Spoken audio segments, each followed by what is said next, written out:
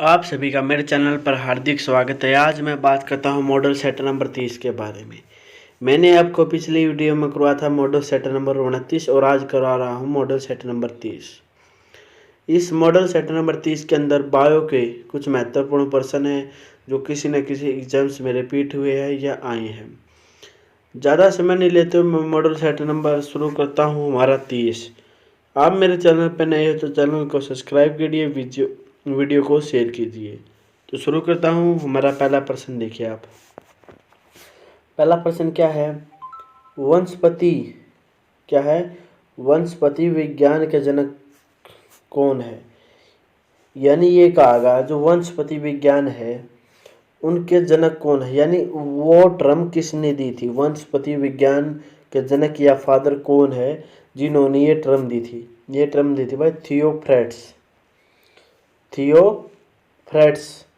थियोफ्रेट्स नामक एक साइंटिस्ट ने वनस्पति विज्ञान की एक टर्म है ये दी थी। ये इस विज्ञान के जनक है, यानी इस टर्म के जनक है, इस साइट के जनक है। जैसे बायोलॉजी के फादर कौन है? एरिस्टोटल। कौन है? एरिस्टोटल बायोलॉजी के पिता या जनक कहे जाते हैं। वैसे ही वनस्पति विज्ञान के जनक थियोफ्रेट्स को कहा जाता है। अगला प्रश्न देखिए। अगला प्रश्न है, जंतुओं में फुट एंड माउथ रोग होता है, यानी जो ये होते ना गाय भैंस होते हैं इनके अंदर एक बीमारी आती है। क्या बीमारी आती है? फुट एंड माउथ का मतलब क्या है? फुट यानी पैर, माउथ यानी मुंह। मुंह के अंदर तो छाले हो जाते हैं और पैरों में की जो तली होती है, पैरों की जो तली होती है वो नाजुक हो जाती है, जिससे उन्हें चलने में बहुत ही कठिनाई होती है। तो इसलिए इसको फुट एंड माउथ रोग कहा जाता है। ये किससे होता है? ये होता है विषाणु से। किससे होता है भाई? ये विषाणु से होता है। अगला प्रश्न देखिए। लाल सागर का लाल रंग किस उत्पत्ति के कारण है? यानी जो लाल सागर है उसका रंग लाल है तो किस कारण से है? वो कारण बताना है। वो कारण भाई शैवाल के कारण, सही वाल के कारण। ये एक प्रकार का जीव होता है जो लाल रंग प्रदान करता है। इसी कारण जो लाल सागर है उसके अंदर ये ज़्यादा मात्रा में है। ये लाल रंग को छोड़ते हैं। इसके कारण जो सागर है वो लाल दिखाई देता है शैवाल के कारण। अगला प्रश्न देखिए भाई। अगला प्रश्न क्या हमारा? वृक्षों की छाल पर उगने वाला कवक कहलाता है। जो वृक्ष होते हैं उनकी छाल होती है, भारी परत होती है, वो छाल कहलाती है। तो उस पर एक प्रकार का कवक होता है, कवक उगता है। तो क्या होता है?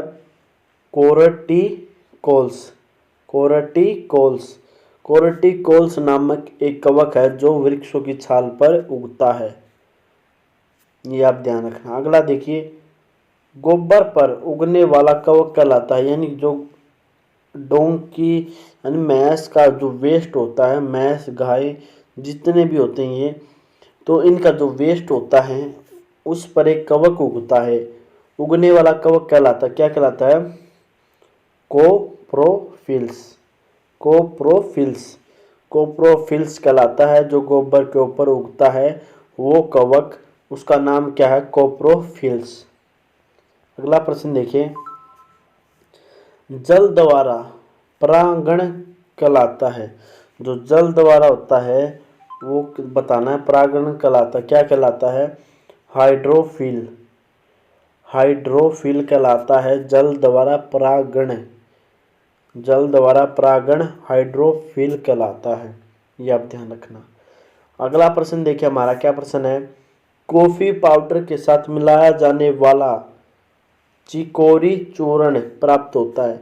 जो कॉफी होती है उसके अंदर जो पाउडर होता है, कॉफी के अंदर पाउडर मिलाया जाता है, तो बताना वो पाउडर होता है जो चिकोरी चूर्ण होता है वो किस से प्राप्त होता है?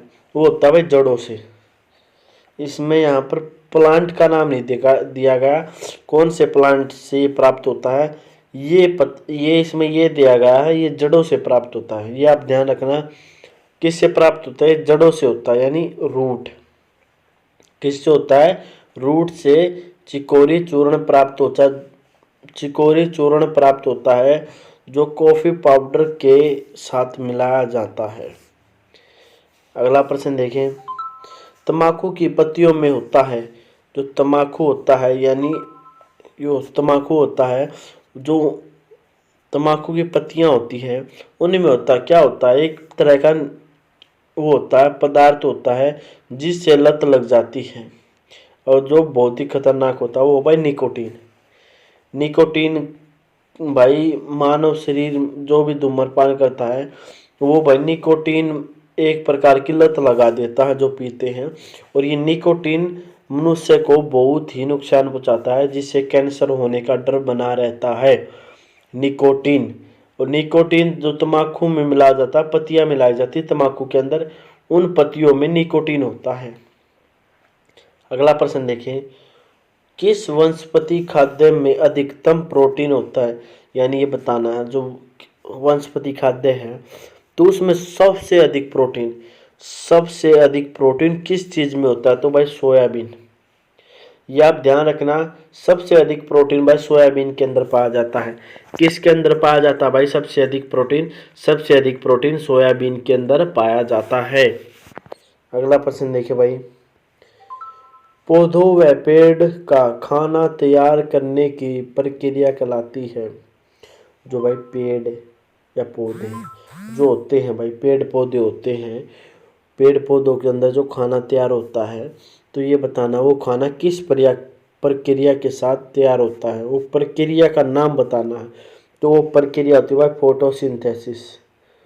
फोटोसिंथेसिस या प्रकाश संश्लेषण। प्रकाश संश्लेषण या फोटोसिंथेसिस।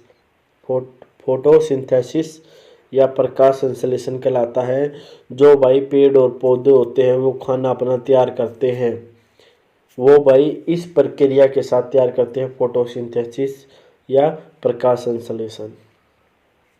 अगला है ग्लाइकोलिसिस। ग्लाइकोलिसिस का अंतिम उत्पाद होता है, जो ग्लाइकोलिसिस होता है उसका अंतिम उत्पाद क्या होता है? उसका अंतिम उत्पाद होता है पैरविक अम्ल या पैरविक एसिड कह देते हैं।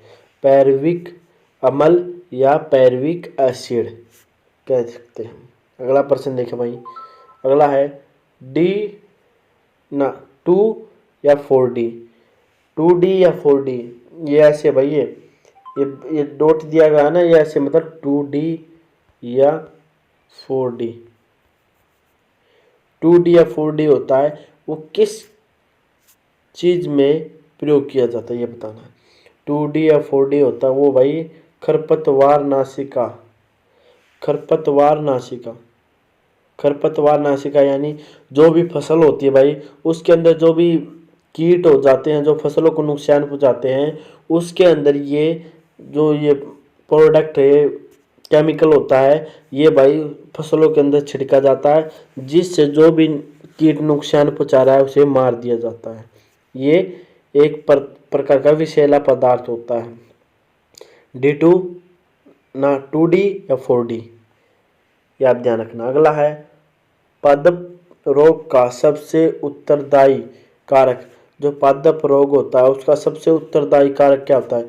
ये रोग किसके कारण होता है? ये होता है फफूंदी के कारण भाई पादप रोग होता है। ये आप ध्यान रखना, ये ही है जो है पादप रोग को फैलाता है, यानी पादप रोग को करता है, जिम्मेदार ये फफूंदी होती है। अगला प्रश्न देखिए, चाय में लाल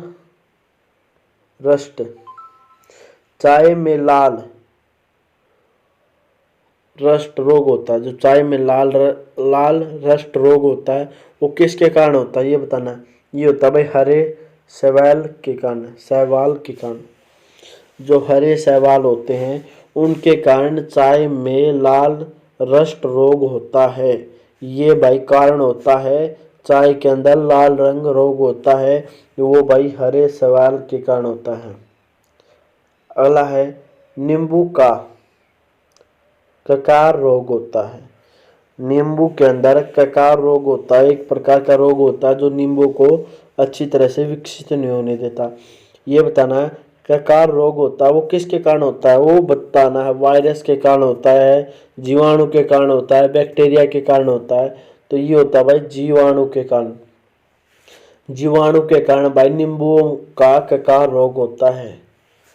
जो नींबू होते हैं वो नींबू के प्लांट होते हैं, उनके अंदर ककार रोग होता है जो भाई विषाणु फैलाते हैं। अगला प्रश्न देखिए भाई, अगला है अग्नि अगीन नीरजा। अगीन नीरजा संबंधित रोग, ये भाई सेब से। अगीन नीरजा संबंध एक मिनट हो, अगीन नीरजा संबंधित रोग किस के अंदर होता है, ये भाई सेब के अंदर। जो भाई अगीन नीरजा रोग होता है वो सेबों के अंदर होता है। तो ये बताना है ये रोग किसके अंदर होता है, ये होता है भाई सेबों के अंदर। यानी यहाँ पर रोग दिया गया है तो ये किस में होता है, ये होता है भाई सेब के अंदर। अगला है पत्तियों का हरा रंग प्रदान करता है। जो पत्तियां होती है भाई हरा रंग कौन प्रदान करता है, उनको पत्तियों को हरा रंग कौन देता है, तो ये देता है भाई क्लोरोप्लास्ट। क्लोरोप्लास्ट देता है पत्तियों को हरा रंग। जो हरा रंग होता है वो फोटोसिंथेसिस करने में मदद करता है। तो क्लोरोप्लास्ट हरा रंग प्रदान करेगा, हरा रंग फिर फोटोसिंथेसिस करेगा, ये आप ध्यान रखना। अगला है संसार का सबसे बड़ा पारितंत्र, यानी संसार का सबसे बड़ा पारितंत्र कौन है, क्या है, तो भाई सागर। ओशियन समुद्र क्या लेते हैं, ये भाई संसार का सबसे बड़ा पारितंत्र है। वीडियो को लाइक और शेयर जरूर करें भाई, ताकि दूसरे बच्चों की भी मदद हो सके। और लाइक भी करें वीडियो को, चैनल को सब्सक्राइब। तो ये बताना भाई संसार का सबसे बड़ा पारितंत्र क्या है, तो भाई सागर, ये आप ध्यान रखना। अगला है कौन सी गैस पृथ्वी पर हरित ग्रह प्रभाव में सर्वाधिक योगदान करती है, यानी ग्रीन हाउस इफेक्ट कौन सी गैस करती है, ये बताना भाई। ग्रीन हाउस यानी हरित ग्रह प्रभाव ये करती है भाई कार्बन डाइऑक्साइड। CO2 भाई ये भाई ग्रीन हाउस इफेक्ट को इफेक्ट करती है।